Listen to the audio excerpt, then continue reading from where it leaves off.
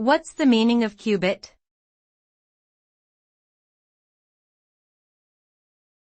Cubit.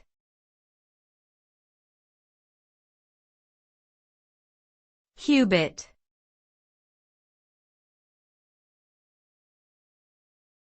Cubit.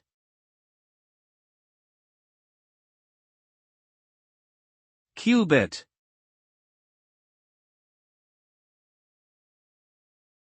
A cubit is a unit of measurement used in ancient times, typically the distance from one's elbow to the tip of their middle finger. It was commonly used in several cultures, including the ancient Egyptians and Hebrews, for measuring various lengths such as the height of a person or the length of a piece of cloth. The exact measurement of a cubit varied among different civilizations, but it usually falls within the range of 18 to 22 inches.